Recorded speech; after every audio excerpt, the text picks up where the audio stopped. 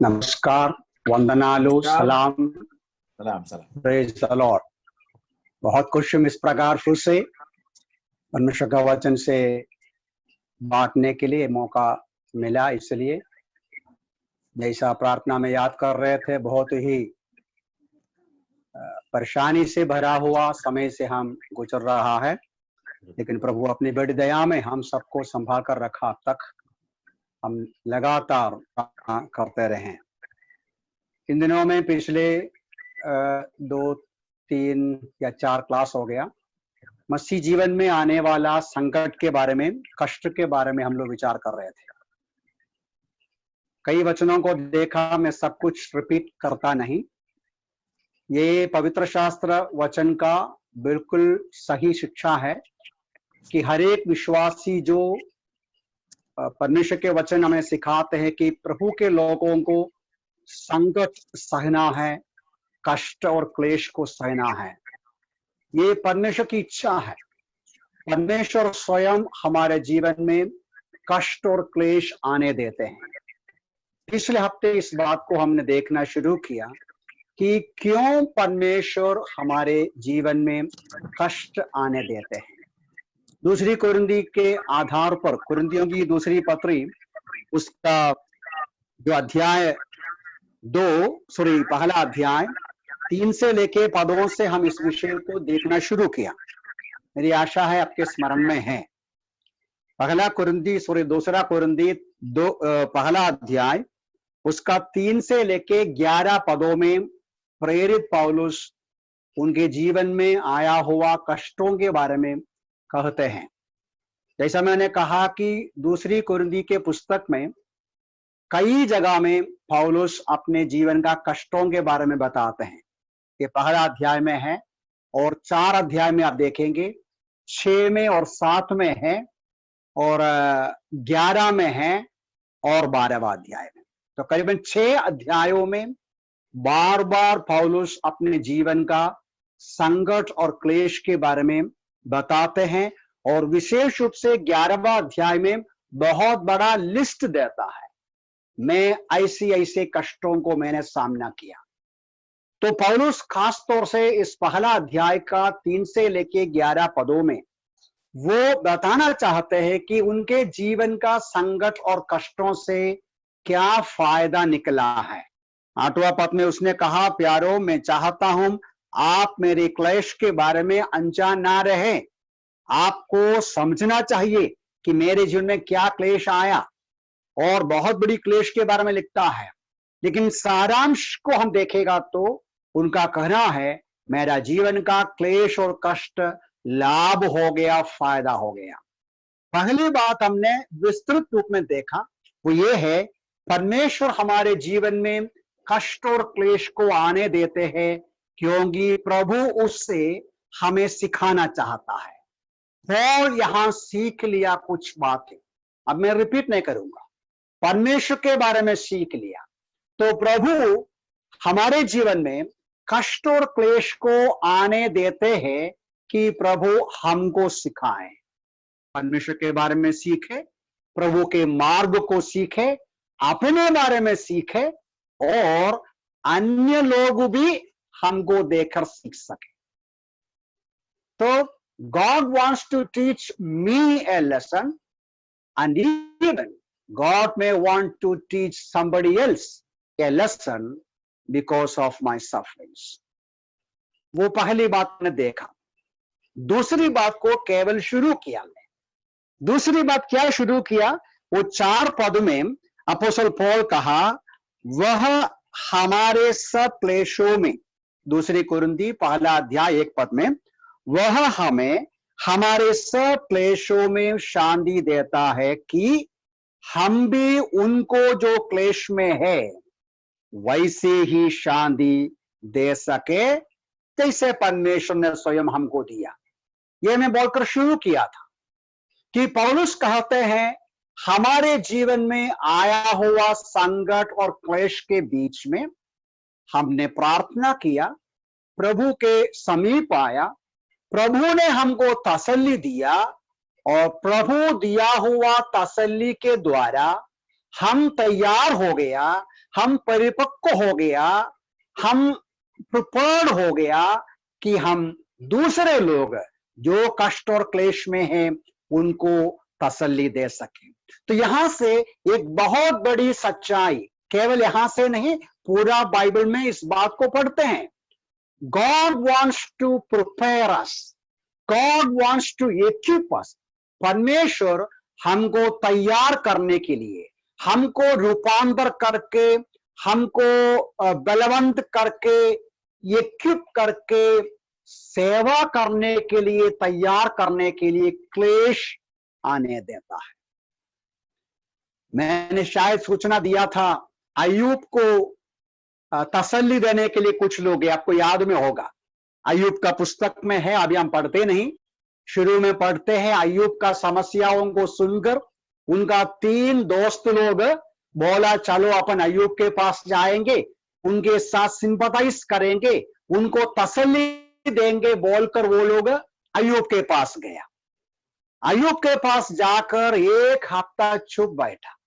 अय्यूब का हालत देखा, बाप रे क्या परेशानी, उनका जीवन में जो नुकसान, बच्चे मर गए, संपत्ति खो गए और सब कुछ नष्ट होकर शरीर बीमारी से भरा हुआ हालत पर अय्यूब को देखा, अपना दोस्त को देखा, वो लोग एकदम चुप हो गए। 1 हफ्ता चुपचाप बैठा।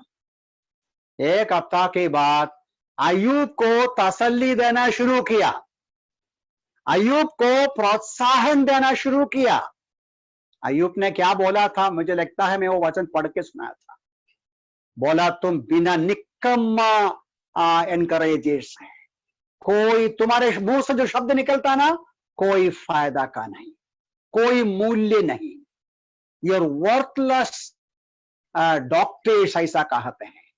तुम ऐसा डॉक्टर है, तुम बराबर इलाज नहीं कर सकता है, तुम बीमारी को बढ़ाता है, और तुम्हारे मुंह से जो शब्द निकलते हैं कोई फायदा नहीं है। मिजरेबल कंफर्टर्स कहते हैं, दुर्भाग्यपूर्ण सलाह देने वाला है। तो कहने का मतलब, सबसे उत्तम लोग भी, दोस्त भी शायद हमको तसल्ली दे नहीं पाएगा। अब मैं ज्यादा वर्णन नहीं कर सकता, मैं इतना ही बोलना चाहता हूं कि अय्यूब का दोस्त लोग उनको तसल्ली नहीं दिया, बल्कि उल्टा उनको दोष लगाया। अय्यूब का दुख वे समझा नहीं, अय्यूब का संकट को पहचान नहीं पाया। वो अय्यूब को सिद्धांत सुनाया, वो अय्यूब को सच्चाइयां सुनाया, वो अय्यूब का दोष लगाया। आज का कई बार हम भी ऐसे हैं, हम भी दूसरों को प्रोत्साहन करने में बहुत ही पीछे हैं। कई बार दूसरों का दुख हम समझ नहीं सकता, दूसरों का वेदना नहीं समझ सकता है, दूसरों के साथ सहानुभूति नहीं कर सकता है। पौल कहते हैं, हम आज सहानुभूति कर सकते हैं क्योंकि हमने दुख उठाया, हमने वेदना सहा, हम संघर्ष उठाया, इसलिए दूसरों का समस्या हम समझ सकते हैं। इब्रानियों की पत्री में प्रभु यीशु मसीह के बारे में ऐसा वचन है, मेरे ख्याल से पढ़ना अच्छा रहेगा। यीशु मसीह के बारे में, यीशु मसीह आज हमारे लिए सहानुभूति करने वाला, हमारे साथ सहानुभूति करने वाला महायाजक है। क्योंकि लिखा है इब्रानियों की पत्री उसका 2 अध्याय 18 पद में लिखा है, जबकि उसने स्वयं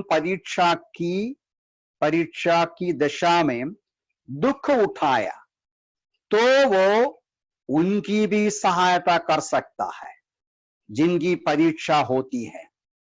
यीशु मसीह का वर्तमान काल की सेवकाई के बारे में कहते समय कहते हैं, यीशु मसीह आज स्वर्ग में पिता के सामने हमारे लिए विनती करते हैं, तो वो जो प्रभु यीशु मसीह हमारे साथ सहानुभूति करते हैं, वो हम इब्रानी 4:15 में भी पढ़ते हैं। हमारा प्रभु यीशु मसीह हमारा वेदना समझते हैं, हमारा संकट समझते हैं। यहां लिखने वाला कहते हैं, क्योंकि वो स्वयं परीक्षा की दशा में दुख उठाया। प्यारे भाई बहनों, ये हमें तसल्ली देता है। क्या तसल्ली देते हैं? हमारा प्रभु यीशु मसीह हमारे समानता में हम आप और में जो भी वेदना सहते हैं, जो भी कष्ट उठाते हैं, ये सब प्रभु यीशु सह लिया। शरीर में, आत्मा में, मन में वो वेदना सह लिया। यदि आपको लगता है लोग आपका निंदा करते हैं, प्रभु को निंदा किया। आपके पास पैसा नहीं है, प्रभु के पास पैसा नहीं था। आपको भूखा है, आप कंगाल है, प्रभु यीशु मसीह भी कंगाल रहा। या घर नहीं है, प्रभु भी घर बिना घर से रहा। ये सारी बातें पढ़ते हैं। तो यहां से भी सबक है कि प्रभु यीशु मसीह के संबंध में भी हम पढ़ते हैं। जरूर वो परमेश्वर है, हमारी सारी संकट समझते हैं, जरूर वो सर्वज्ञानी है, लेकिन यहां इब्रानियों की पत्र लिखने वाला बोलता है हमारे समानता में पाप को छोड़कर हर बात में होने से यीशु मसीह हमारे साथ सहानुभूति कर सकते हैं।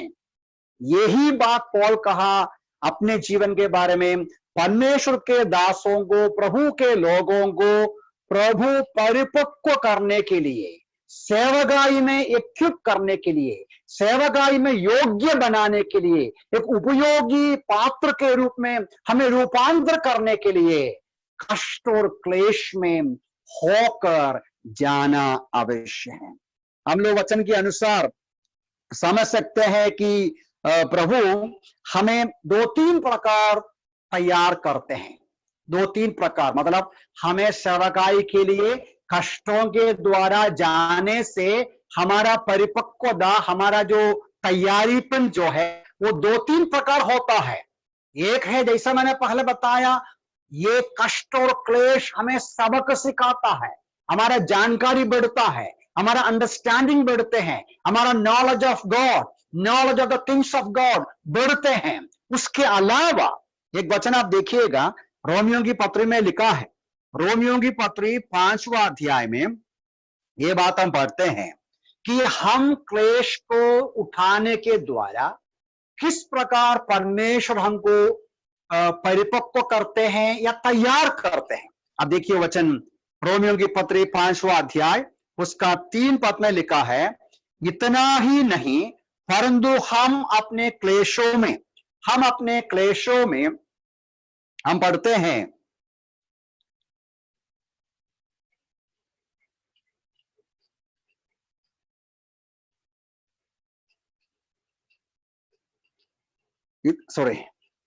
इतना ही नहीं परंतु हम अपने क्लेशों में भी आनंदित होते हैं,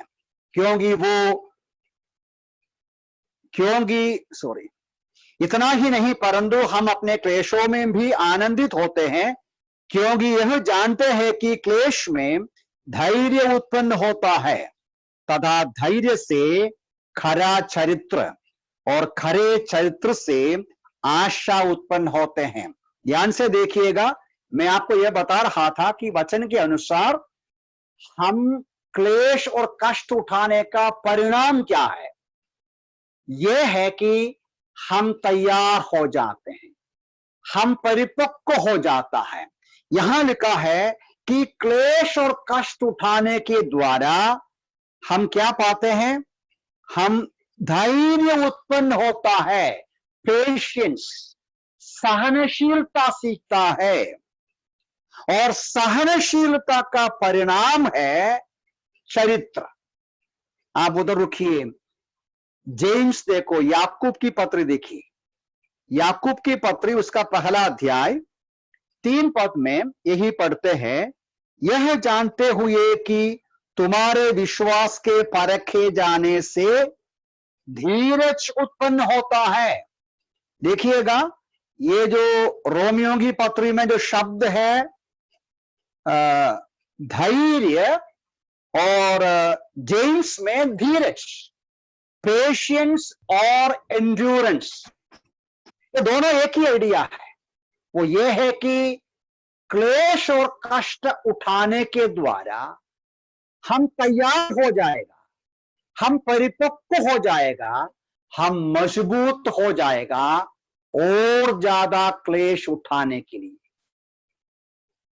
हम, जैसा आप जानते हैं, आप और मैं जो एक्सरसाइज करते हैं, या आप मिलिट्री में जाइए, आपको मालूम है कि एक सोल्जियर से एक फौजी, एक सैनिक जो है, वो सैनिक को सरकार या मिलिट्री एकदम तैयार करता है। कैसा तैयार करते हैं? किस बात के लिए? बड़ी लड़ाई करने के लिए। लड़ाई के लिए एक सैनिक को कैसा तैयार करते हैं? बहुत साल पहले हमारा जो हम रहते थे, एक मिलिट्री ट्रेनिंग सेंटर के सामने रहते थे, आज भी रहते हैं न्यामला में। नेवी में हो या मिलिट्री में, कौन सा भी डिफेंस एरिया में, खासतौर से आर्मी में, इतना कड़क प्रिपरेशन है, ट्रेनिंग प्रोसेस होता है उनका, इतना बहुत कठिन प्रकार का कसरत होता है, बहुत कठिन प्रकार का तैयारी होता है कि वो मजबूत हो जाए, हर परिस्थिति का सामना कर पाए। वो ही यहां कहने का मतलब, एक विश्वासी आप और में जीवन के अलग अलग कष्टों को उठाकर, छोटा कष्ट प्रभु देगा और ज्यादा कष्ट देगा, धीरे धीरे अलग अलग प्रकार के, अलग अलग स्टैंडर्ड के, अलग अलग स्तर के वेदना, कष्ट, संघर्ष, संकट, परेशानियां परमेश्वर आने देते हैं कि हम उसके द्वारा धीरे धीरे सहनशीलता सीखे, पेशेंस सीखे, धैर्यशाली बन जाएं, धीरज बनने वाला बन जाएं, हर परिस्थिति को खुशी के साथ, हिम्मत के साथ सामना करने का शक्ति हमको मिल जाए। यही पौलुस कहते हैं रोमी 5 में, उसका परिणाम स्वरूप में हमारा चरित्र होता है, हमारा कैरेक्टर अच्छा होते हैं, हमारा माइंडसेट सही होता है, हमारा विचारधारा सही होता है। तो परमेश्वर हमें प्रिपेयर करते हैं, हमारा विचारधारा को, हमारा भावना को, हमारे स्वभाव को, हमारा चरित्र को तैयार करना चाहते हैं। इसका तरीका नंबर 1 मुख्य रूप में क्लेश और कष्टों में भेज देता है। अभी कुरिन्थियों की पत्री में पौलुस ने जो बोला वो चरित्र की बात नहीं, स्किल की बात है, निपुणता। निपुणता, ध्यान से सुनिएगा, मैं क्या बताया? परमेश्वर हमको कष्ट और क्लेश में होकर जाने देते हैं कि आप और में परिपक्व बन जाएं, आप और में तैयार हो जाएं, प्रभु की सेवा के लिए, प्रभु की महिमा के लिए उपयोगी पात्र बन जाएं। उसमें 2 प्रकार का तैयारी मैंने बताया। हमारा चरित्र बढ़ाना है, हमारा जो धीरज और धैर्य को बढ़ाना है, इसके लिए कष्ट चाहिए। कष्ट के द्वारा स्वभाव बदलता है, व्यवहार बदलता है, विचारधारा बदलते हैं। उसके अलावा पौलुस कहते हैं निपुणता पाता है, स्किल पाते हैं। जैसा मिलिट्री में होते हैं, वो ट्रेनिंग स्वभाव को, माइंडसेट को, भावना को बदलते हैं और उनका ताकत, उनका निपुणता, उनका एबिलिटी में फर्क होते हैं। तो परमेश्वर इस प्रकार हमको अपनी बुद्धि में, अपना ज्ञान में तैयार करते हैं कि परमेश्वर के लिए उपयोगी पात्र बन जाएं। प्यारे प्यारे भाई बहन, मुझे सुनते हो, आपके जीवन में जो भी कष्ट हो, जो भी समस्याएं हो, जो भी क्लेश हो, परमेश्वर का उद्देश्य है। वो उद्देश्य ये है कि आपको उपयोगी पात्र बन जाए। ये केवल पौलुस की कहानी नहीं, पूरा बाइबल में, उत्पत्ति से लेके पूरा बाइबल की कहानी और कलीसिया की कहानी हमें समझाते हैं। हर संत लोग संत बन गया कष्ट और क्लेश के द्वारा। ये जो इब्रानियों की पत्री का करीबन अंत में विश्वास के वीर लोगों का बड़ी बड़ी कार्य को बताने के बाद, विश्वास के वीर लोग, ग्रेट मैन ऑफ फेथ, वे उनके बारे में बताने के बाद करीबन अंत में इब्रानियों की पत्री लिखने वाला ऐसा कहते हैं। इब्रानियों की पत्री उसका 11वां अध्याय 33, 34 पूरा नहीं पढ़ेंगे। जिन्होंने विश्वास ही से राज्य जीते, धार्मिकता के कार्य किए, प्रतिज्ञा की हुई वस्तुएं प्राप्त की, सिंहों के मुंह बंद किया, आग की ज्वाला को शांत किया, तलवार की धार से बच निकले, निर्बलता में बलवान किए गए, युद्ध में वीरता दिखाई, विदेशी सेना को मार भगाया। बहुत सारी बातें हैं। विश्वास के वीर लोग विश्वास का वीर बन गया कष्ट और क्लेश का सामना करके।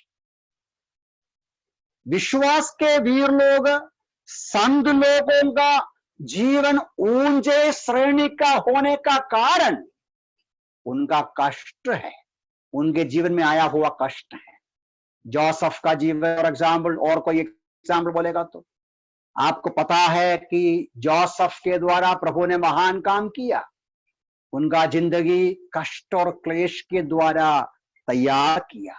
मूसा, मिद्यान में 40 साल कष्ट और क्लेश के साथ परमेश्वर ने उनको तैयार किया।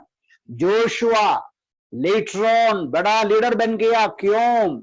जवानी के समय मिस्र देश में गुलामगिरी में वेदना और कष्ट का सामना किया। और कितने सारे एग्जाम्पल्स हमारे सामने हैं। मैंने पढ़ा एक जोसेफ डामियन फादर नाम एक फादर के बारे में। कुष्ठ रोगियों के बीच में सेवा करने के लिए वो 1873 में बेल्जियम नाम देश में से वो गया था हवाई आइलैंड में। उसका नाम है जोसेफ डामियन। फादर है, प्रीस्ट है। वो कोड़ियों के बीच में, जो कुष्ठ रोगी है उसके बीच में सेवा करने के लिए 1873 में बेल्जियम से हवाई आइलैंड में गया। लेकिन ऐसा कहानी में ऐसा इसका इतिहास ऐसा है, 12 साल उन कोड़ियों के बीच में सेवा करने के बावजूद भी वो प्रभु के पास आया नहीं। इनका मन बहुत उदास हो गया। वो सोचा मैं वापस अपने देश में चले जाएगा। ऐसा वापस जाने का विचार करके बैठा था तो वो उनके शरीर पर कोढ़ बीमारी प्रकट हो गया। जब फादर डामियन के शरीर में कोढ़ बीमारी आया या वो कोढ़ी बन गया, वो क्षेत्र में, वो जो गांव में समाचार फैल गया, फादर डामियन कोढ़ी हो गया। उनसे मुलाकात करने के लिए कई कोढ़ी आ गए। कोढ़ जो लेपर्स वो आया। अगले संडे का उनका जो सेवागाई के दिन में बहुत सारे कोढ़ी उनका प्रचार सुनने को आया। वहां से लेके उनका प्रचार, उनका सेवागाई में फल आया। बहुत सारे जो कोढ़ी है या कुष्ठ रोग से भरा हुआ लोग प्रभु में आया। उनका सेवागाई फलवंत हो गया। वहां उसका सेवा को वो कंटिन्यू किया। ये केवल फादर डामियन की कहानी नहीं, बहुत सारे एग्जाम्पल्स हमको मिलता है। आज भी सही है। जो भी विश्वासी, जो भी बहन हो, भाई हो, कोई भी क्यों न हो, उनका जिंदगी दूसरों के सामने एक आशीष का कारण बनता है तो आंसू बहाया हुआ लोग है, हृदय टूटा हुआ लोग है, वेदना सहा हुआ लोग है, भूख और प्यास को समझा हुआ लोग है, संकट और वेदना को अनुभव किया है। परमेश्वर ऐसा अपना दास को, अपने लोगों को तैयार करते हैं। मैं जल्दी जाता हूं आगे। Third reason why God's people go through trials and tribulations in their life, यही वचन में लिखा है। पौलुस कहते हैं, आप देखिएगा 9वां वचन देखिए, ध्यान से आपको देखना पड़ेगा। वास्तव में वर्स 9, 2 कोरिन्थियंस 1:9, वास्तव में हमें ऐसा लगा जैसे कि हम पर मृत्यु दंड की आज्ञा हो चुकी हो, जिससे कि हम अपने आप पर नहीं वरन परमेश्वर पर भरोसा रखें जो मृतकों को जिला उठाता है। 8वां पद में उसने कहा, हे भाइयों, हम यह नहीं जानते हैं कि तुम उस क्लेश से अनजान रहे जो हम एशिया में सामना किया।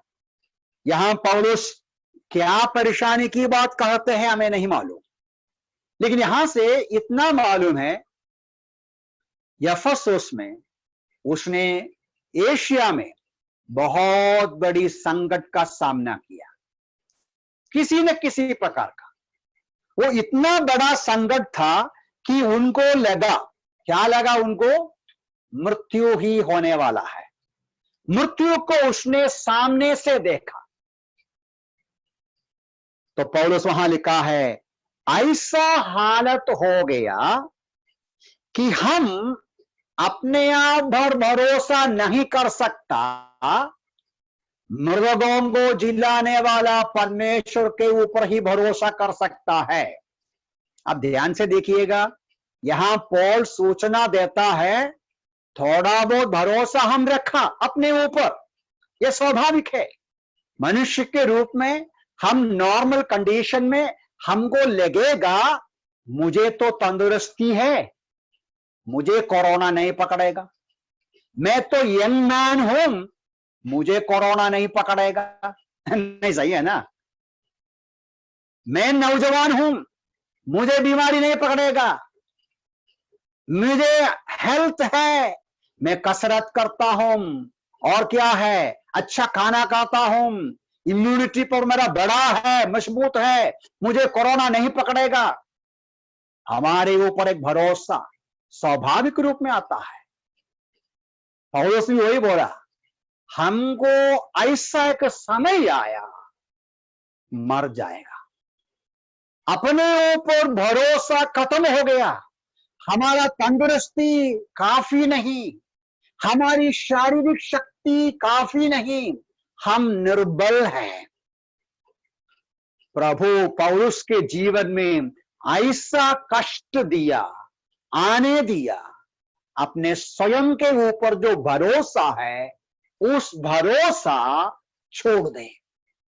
अब ध्यान से सुनिए, मैं एक्सप्लेन करना चाहता हूं। इसको सेल्फ ट्रस्ट बोलते हैं या सेल्फ कॉन्फिडेंस बोलते हैं। कॉन्फिडेंस बुरा नहीं, अपने ऊपर विश्वास बुरा नहीं।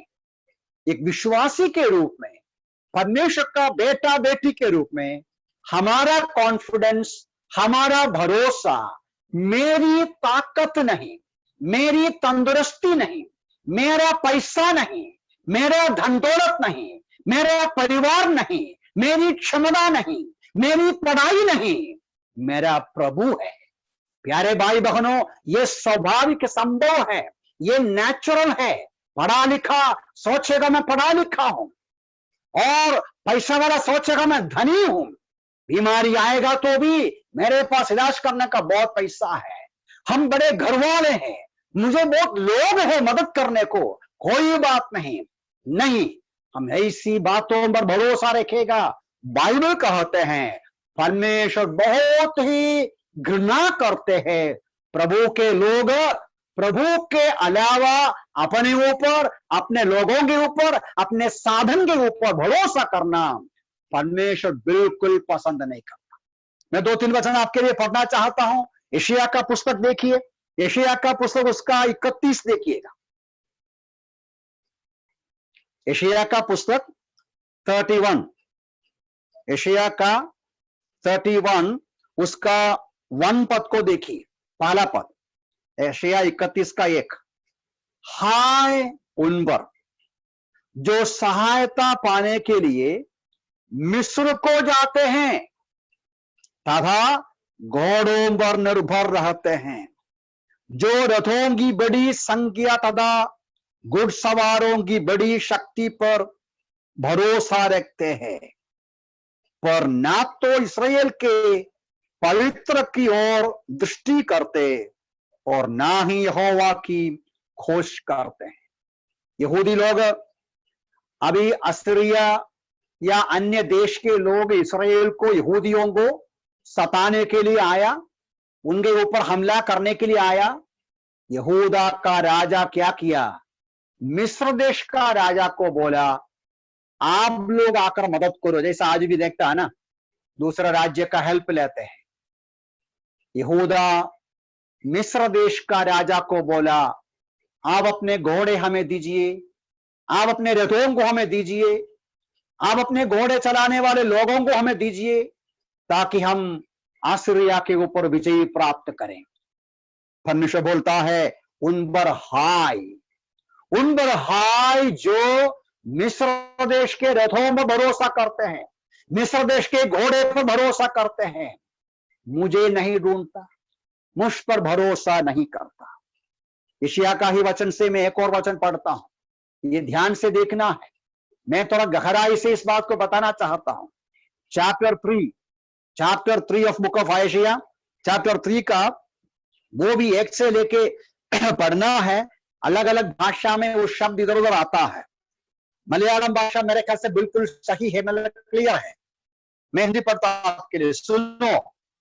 प्रभु सेनाओं का यहोवा यरूशलेम और यहूदा से भंडार और सहारा दोनों अर्थात रोटी का संपूर्ण संचय तथा पानी की समस्त आपूर्ति रोक देगा। और 2 और 3 पढ़ी। यदि वहां आप ध्यान से पढ़ेगा तो समझ सकता है, यशायाह के द्वारा यही कॉन्टेक्स्ट में परमेश्वर बोलता है, यहूदा के लोग मुझ पर भरोसा नहीं करता, वे प्रभु के मार्ग में नहीं चलता, मैं इसलिए क्या करने वाला हूं, यहूदी लोगों को जो लगता है उनका सुरक्षा है, और सोचता है उनके पास बहुत पानी है, उनके पास गेहूं है, उनके पास सारा प्रोटेक्शन की बातें हैं, उनके पास संपत्ति है, और नीचे बड़े बड़े लोगों की बातें बोलते हैं, उन्हें चलाने के लिए अगुवाई करने के लिए कई लोग हैं, उन सबको हम हटाएगा। यहूदा के लोग जो भी चीजों पर भरोसा रखा कि वो उनको सुरक्षा देगा, वो उनको शांति समाधान देगा, परमेश्वर बोलता है मैं वो सब हटाएगा। यारों, मान समझना चाहिए, प्रभु के लोग समझना है। देखिए, पैसा होना बुरा नहीं, तंदुरुस्ती होना बुरा नहीं, घर संपत्ति होना बुरा नहीं, घर वाला होना बुरा नहीं, कुछ भी नहीं बुरा। भरोसा करना बुरा है, पढ़ाई बुरा नहीं, अच्छा काम बुरा नहीं, सब कुछ अच्छा है। सब कुछ होने के बावजूद भी हमारे मन की गहराई में विचार करना है, मेरा ताकत, मेरी शक्ति, मेरा जो भी मेरे पास है वो मुझे सुरक्षा नहीं देगा, वो मुझे संभालेगा नहीं। मेरा सहारा, मेरा सहायता करने वाला प्रभु ही है, प्रभु ही मुझे संभालेगा, सहायता करेगा। यह हम सीखने के लिए प्रभु कष्ट देगा, यह हम अनुभव से चक्कर देखने के लिए, इस प्रकार हमारा स्वयं का भरोसा ब्रेक करने के लिए, नष्ट करने के लिए प्रभु हमको क्लेश और संकट से लेकर चलते हैं। पुराने नियम में हमें एग्जाम्पल्स है। थोड़ी देर पहले में मूसा की बात कहा, मूसा की कहानी आप जानते हैं, मैं अभी लेने का जरूरत नहीं। निर्गमन 2 अध्याय में देखते हैं, क्या देखते हैं हम लोग? देखते हैं निर्गमन 2:11 पद से लेकर हम लोग पढ़ते हैं किस प्रकार मूसा का मन में ये लगा, मैं मेरा भाइयों का मदद करूंगा, मैं मेरा भाइयों का हेल्प करूंगा, इब्रानी लोगों को मैं बचाऊंगा बोलकर मिस्र देश में करीबन 25 साल रहा। पढ़ाई, अच्छी पढ़ाई, मिलिट्री ट्रेनिंग, तंदुरुस्ती, एबिलिटी और सारी जो चीजों के शक्ति में, प्रभाव में घमंडी होकर अपने ऊपर भरोसा करके वो सोचा मैं मेरे लोग इब्रानी लोगों को मैं छुड़ाऊंगा, मदद करूंगा, लेकिन उसका परिश्रम व्यर्थ हो गया, निष्फल हो गया। वो डर गया, भागना पड़ा। अगला 40 साल मिद्यान में गया और मिद्यान में परमेश्वर से मिलता है, बोलता है तुम मेरे लिए काम करना, मेरे लोगों को बचाना, मदद करना। मूसा ने क्या बोला? मैं कौन हूं प्रभु, मैं कौन हूं? 40 साल पहले वो सोचा मैं हूं कोई। प्यारों, इसको बोलता है God wants to break our self confidence. God wants to destroy our self trust, ताकि हमको प्रभु इस्तेमाल करे। हमको इस्तेमाल करने के पहले हमारा भरोसा जो स्वयं के ऊपर है, अपनी शक्ति के ऊपर है, उसको तोड़ना चाहता है। और भी हम लोग बहुत अच्छा एग्जाम्पल हमको मिलता है मैथ्यू गॉस्पेल 26 में। मत्ती 26 में शिमोन से यीशु मसीह का बातचीत होता है। केवल शिमोन नहीं, अब देखिए मत्ती 26 का 33 देखिए, 31 में पढ़ने का जरूरत नहीं, मैं पढ़ता नहीं, ऐसे बोल के जाता हूं। मत्ती का 26 31 देखिएगा,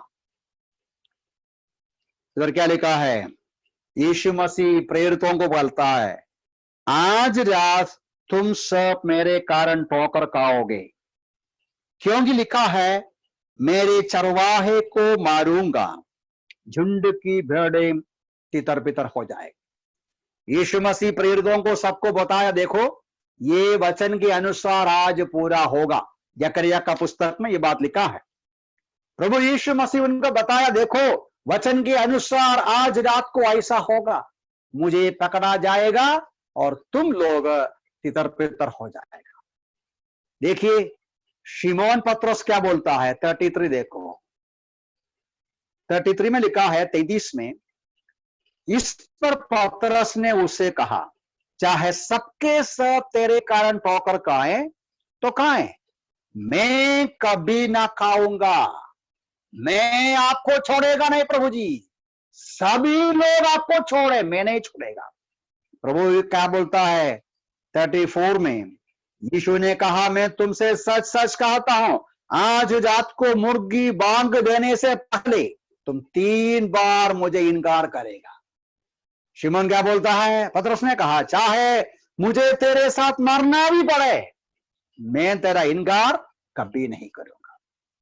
है जिसको बोलता है सेल्फ कॉन्फिडेंस।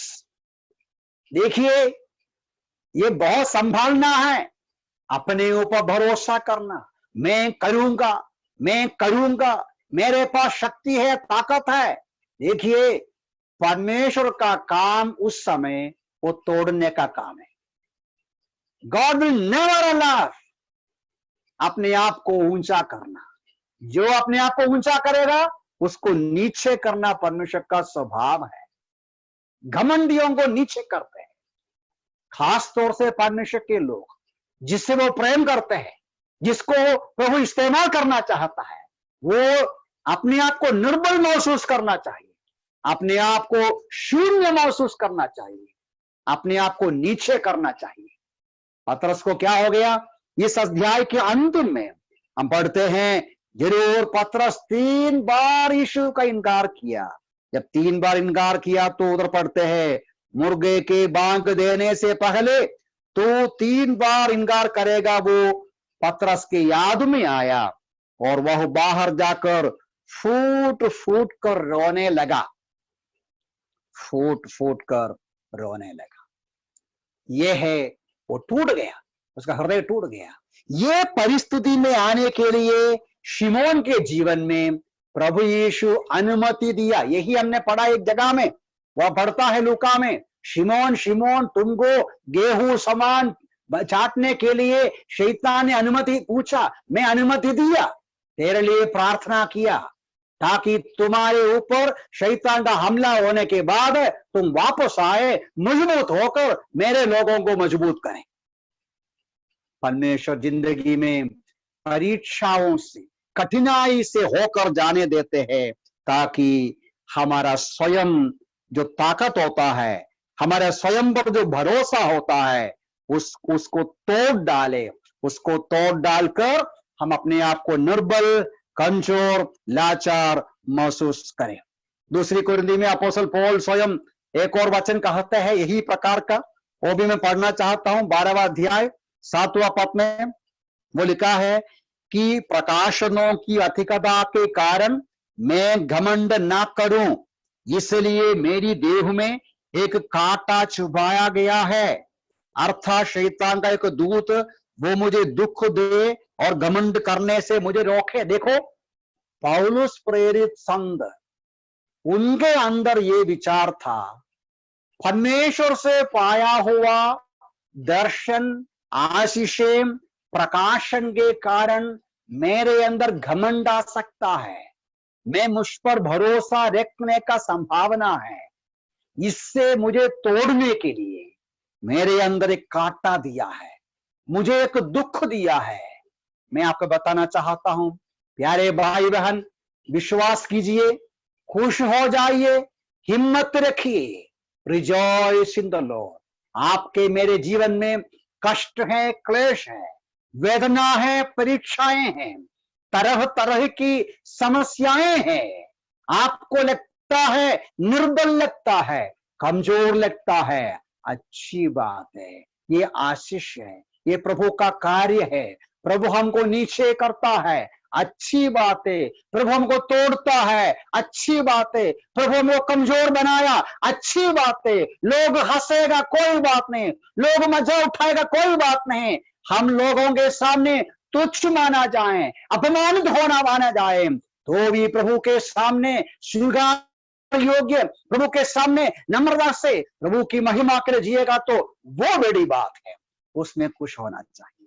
तो यही पौलुस बोलते हैं, पौलुस परमेश्वर उसको कष्ट और क्लेश के द्वारा उनका स्वयं का भरोसा को तोड़ डाला, उधर बंद नहीं हो गया, वापस आया। एक बात और है, God wants to break our self-trust, and along with that, He wants to strengthen our faith. अपने ऊपर भरोसा खत्म हो, परमेश्वर पर भरोसा बढ़ते जाए। देखो वचन देखिए, उधर पौलुस कहते हैं हम परमेश्वर पर भरोसा रखें जो मृतकों को जिला उठाता है। वो जो दूसरी कुरिन्थी पहला अध्याय 9 पद 10 को देखिए, उसी ने हमको मृत्यु के इतने भारी संकट से बचाया और भविष्य में भी अवश्य बचाएगा। उसी पर हमने आशा रखी है, वो हमें आगे भी बचाता रहेगा। देखो पौलुस सीख लिया अनुभव से, वहां 3 बार बोलता है हमारा परमेश्वर जो मृतकों को जिलाता है, हमको बचाया, अब बचाते रहते हैं, भविष्य में भी बचाएंगे। नो टेंशन, विश्वास मजबूत हो गया। मैं आगे बढ़ना चाहता हूं, मेरा समय समाप्त होने पर है, ज्यादा नहीं। देखिए 11वां पद को देखिए, अनदर रीजन। अभी 3 बातें मैंने बताया, यहां से पौल सूचना देता है परीक्षा, कष्ट और क्लेश आने देते हैं सिखाने के लिए। परीक्षा, कष्ट और क्लेश आने देते हैं हमको तैयार करने के लिए, परिपक्व करने के लिए। परीक्षा, कष्ट और क्लेश आने देते हैं हमको निर्बल करने के लिए, नम्र करने के लिए, हमको नीचे लाने के लिए, हमारा स्वयं का ताकत को तोड़कर प्रभु पर हमारा भरोसा बढ़ते जाए, मजबूत हो जाए, विश्वास में शक्तिशाली हो जाए। अभी 11वां पद का शुरुआत देखिए, वहां और एक महत्वपूर्ण बात अपोस्तल पौल सूचना देते हैं, प्रेरित पौलुस सूचना देते हैं। क्या बोलते हैं, ध्यान से सुनिए, तुम भी इसमें अपनी प्रार्थनाओं के द्वारा मिलकर हमारी सहायता करोगे, जिससे कि हमारी ओर से बहुत से लोगों की प्रार्थना के द्वारा उस अनुग्रह के लिए जो हम पर हुआ। सारांश में आप अपनी भाषा में देखिए, 2 बार देखिए, वहां कहने का अर्थ यह होता है, उसका ऊपर के पदों में उसने कहा हम बहुत कष्ट से होकर गया, ऐसा हमको लगा कि मर जाएगा, लेकिन प्रभु ने हमको बचाया और हम विश्वास करते भी आगे भी बचाएंगे और आज भी हमको बचाते रहते हैं। उसके बाद बोलता है हमें परमेश्वर बचाने के पीछे कुरिन्थ के विश्वासियों तुम्हारी प्रार्थना है। तुम्हारे प्रार्थनाओं के कारण प्रभु ने हमको बचाया। हमारे क्लेश और संकट के बीच में हमारे लिए आपने प्रार्थना किया। आपके प्रार्थना के उत्तर के रूप में परमेश्वर ने हमको बचाया। यहां से इस प्रकार मैं लेना चाहता हूं, आपका मेरा जीवन का कष्ट का फायदा या पर्पस, उद्देश्य ये भी होता है विश्वासियों को एक दूसरे का सेवा करने का मौका मिल जाए। ध्यान से सुनिए, पौलुस का कष्ट और क्लेश के बीच में पौलुस बोलता है आप लोग प्रार्थना किया। आपको मालूम है पौलुस, प्रेरित पौलुस का पत्रिकाओं को पढ़ेगा तो उनका अलग अलग पत्रिकाओं में, एफिशियंस में है, कोलोशियंस में है, फिलिपियंस में है, अलग अलग पत्रिकाओं में बहुत साफ तरीके से कहता है भाइयों मैं आपके लिए प्रार्थना करता हूं, मैं आपके लिए निरंतर प्रार्थना करता हूं, फलाना फलाना विषय के लिए प्रार्थना करता हूं। पौलुस विश्वासियों के लिए प्रार्थना करता था। उसके अलावा पौलुस विश्वासियों को बोलता था मेरे लिए प्रार्थना करना। अभी कई वचनों में है, औसत में एक वचन में पढ़ूंगा मेरे ख्याल से, इफिसियों की पत्री रोमी 15 का 30 में है, वो नहीं पढ़ता अभी। इफिसियों की पत्री 6 अध्याय उसका 18 और 19 देखिए। इफिसियों की पत्री 6 अध्याय उसका 18 और 19, वहां पौल अपने लिए प्रार्थना मांगता है। देखो क्या लिखा है, प्रत्येक विनती निवेदन सहित पवित्र आत्मा में निरंतर प्रार्थना करते रहो, यह ध्यान रखते हुए सतर्क रहो कि यत्न सहित सब पवित्र लोगों के लिए लगातार प्रार्थना करो। वर्ष 19, मेरे लिए भी प्रार्थना करो कि बोलते समय मुझे ऐसा प्रबल वचन दिया जाए कि मैं साहस से सुसमाचार के रहस्य को प्रकट कर सकूं। और भी कई जगह में है, मैं पढ़ता नहीं। दूसरी तसलोनी 3 का 1 में है, कोलोशियन 4 का 3 में है। पौलुस कलीसियाओं को लिखता था, भाइयों को लिखता था विश्वासियों मेरे लिए प्रार्थना करो ताकि मैं जो मुंह खोलेगा वचन सुनाने को अच्छा मैं वचन बोल पाऊं।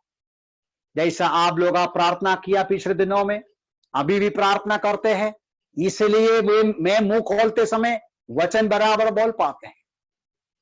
पौलुस ये समझता था विश्वासी लोग मेरे लिए प्रार्थना करना, मैं विश्वासियों के लिए प्रार्थना करता हूं। पौलुस यहां बोलता है मेरे जीवन का कष्टों के बीच में आप लोग मेरे लिए प्रार्थना किया, मैं आज सही सलामत रहता हूं आपका प्रार्थना से।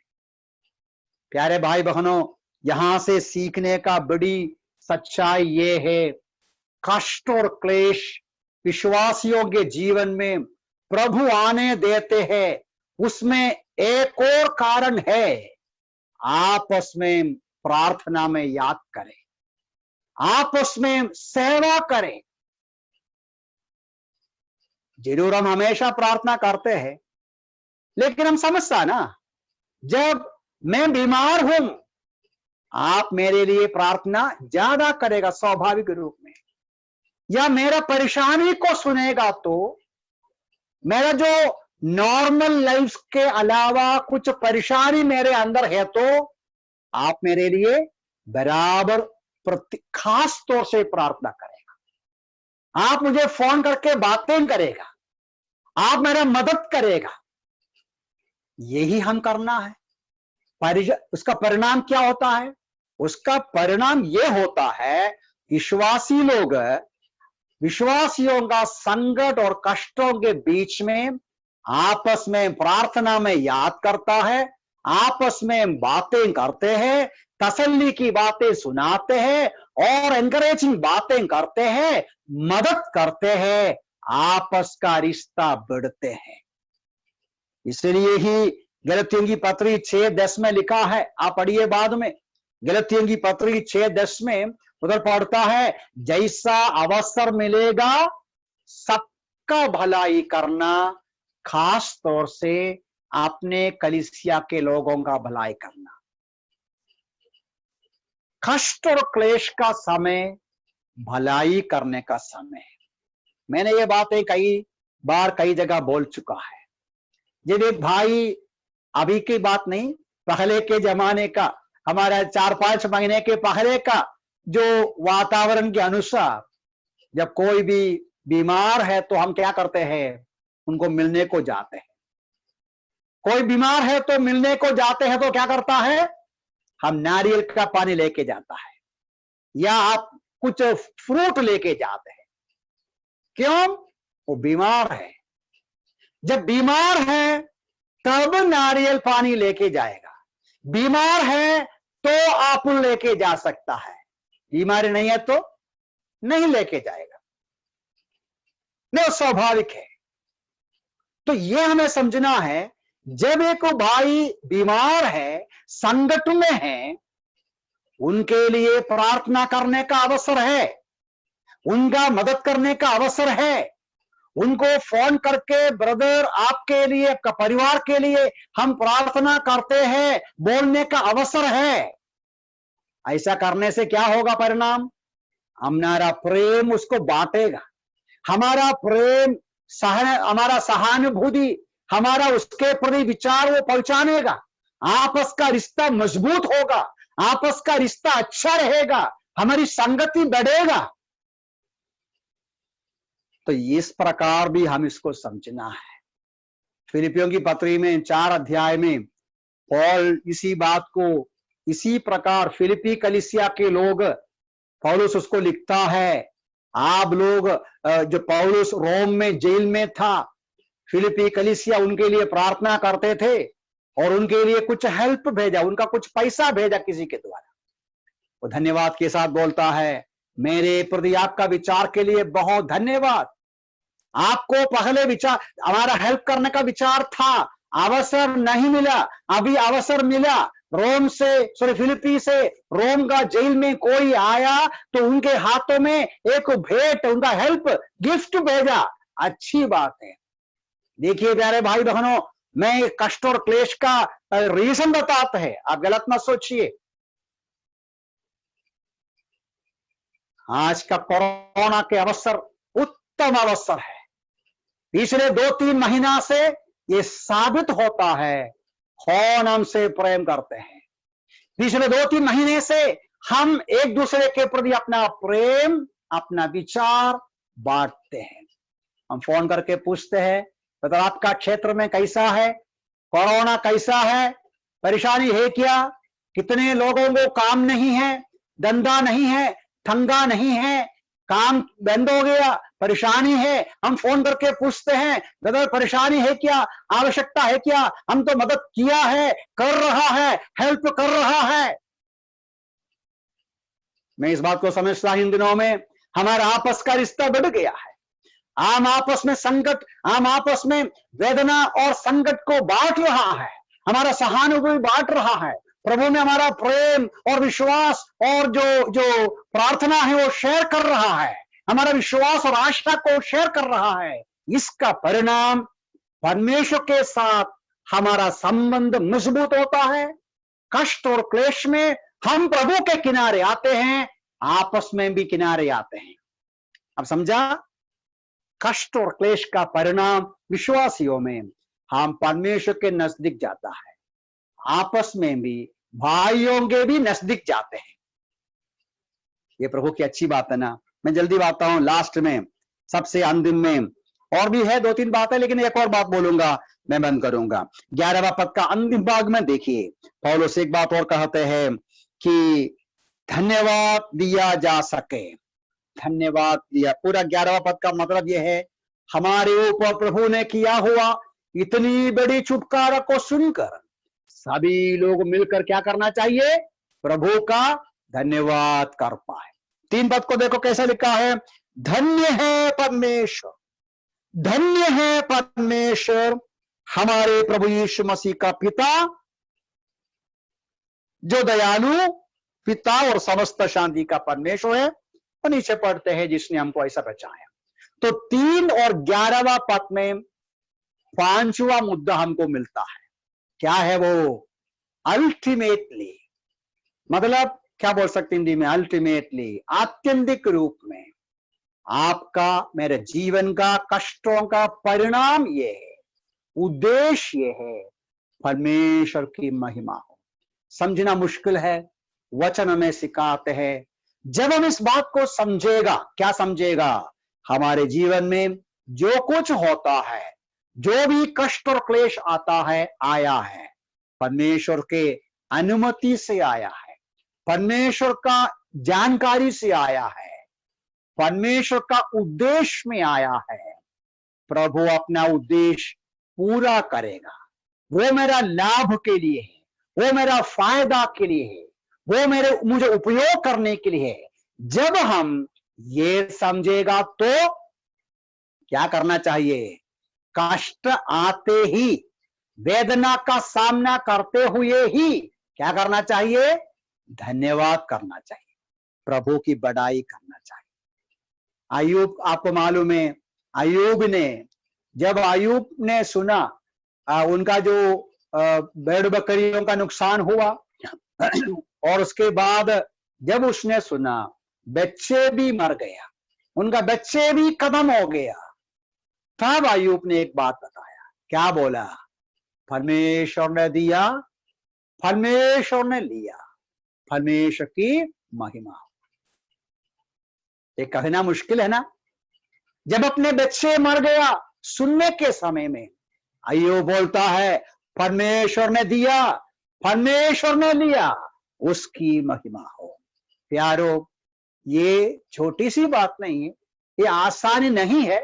अब मैं तो बोल सकता हूं, शायद मेरा भी हालत बड़ी परेशानी का होगा, लेकिन अय्यूब का कहानी, उनकी वेदना, एकदम वेदना के बीच में कड़वापन की बातें नहीं किया, शक की बातें नहीं किया, शिकायत की बातें नहीं किया, परमेश्वर की बड़ाई किया।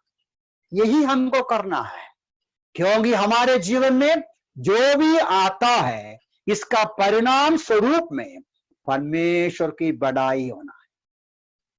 इसलिए हम लोग पढ़ता है, भजन संहिता लिखने वाला बोलता है, मैं I will bless the Lord at all time, मैं सदा सर्वदा परमेश्वर की बड़ाई करूंगा, स्तुति करूंगा। पौलुस भी वही बोला, क्या बोला कि in everything give thanks, this is the will of God. हर चीज में परमेश्वर का धन्यवाद करो। ये हमें करना है, हमारे हृदय की गहराई से प्रभु आपकी स्तुति हो। मैं ये वचन पढ़ते समय मेरे स्मरण में आया जो गाना, इंग्लिश में गाना है, it is well with my soul when peace like a river attendeth my way। ऐसा एकदम अच्छा गाना है, जो इंग्लिश जानते हैं गाना गाकर बहुत तसल्ली पाते हैं। ये गाना गीतकार कौन सा कॉन्टेक्स्ट में गाना बनाया, ये हमें आश्चर्यचकित करेगा। एक गीत लिखा मिस्टर स्पाफोर्ड, एक स्पाफोर्ड नाम एक प्रभु का दास। वो अमेरिका का एक बिजनेसमैन था, एडवोकेट था, लॉयर था, लेकिन एक बहुत बड़ा आग में उनका बहुत सारा संपत्ति जल गया। बहुत साल पुरानी बात है, बहुत साल पुरानी। और उन दिनों में ही उनका बेटा भी मर गया। 4 साल का बेटा एक विशेष प्रकार का बीमारी से मर गया। बहुत दुखी हो गया, सारा संपत्ति, बहुत सारी संपत्ति उसका जल गया, भस्म हो गया, और उनका बेटा भी मर गया। वो सोचा चलो परिवार के साथ हम थोड़ा घूमने को जाएगा, सोचकर थोड़ा आराम करने का जाएगा, विश्राम में जाएगा। इसके लिए उसका पत्नी और 4 बच्चों को उसने जहाज में बिठाकर इंग्लैंड में भेजा। बोला तुम लोग उधर जाओ, आराम करो, मैं वापस धंधा बिजनेस समाप्त करके मैं भी पीछे आता हूं। लेकिन वो जहाज अटलांटिक में एक बड़ा खतरे में, एक्सीडेंट में डूब गया। 200 लोग डूब गया। उसमें ये जो प्रभु का दास का 4 बच्चे मर गया, उनका पत्नी अकेला बच गया। लंदन से उसने मैसेज भेजा, अकेला मैं बच गया, मैं क्या करूं। तुरंत ही भाई साहब अगला जहाज में, अगला जो शिप में अमेरिका से लंदन के लिए निकला।